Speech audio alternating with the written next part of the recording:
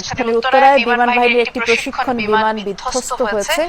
ঘণ্টাখানেক আগে বিমানটি milestone college ক্যাম্পাসে পড়ে বলে প্রাথমিক তথ্যে জানা গেছে।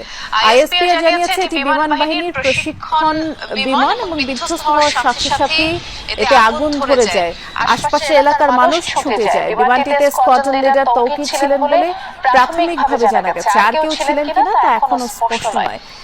বিমানটি যেখানে বিধ্বস্ত হয়েছে সেখানে কয়েকজন বেসামরিক ব্যক্তিও আহত হবার খবর আমরা পেয়েছি। কয়েকজনকে উদ্ধার করে হাসপাতালে নিতে দেখা গেছে, তবে এই ঘটনায় কেউ নিহত হয়েছেন কিনা তা এখনো জানা যায়নি।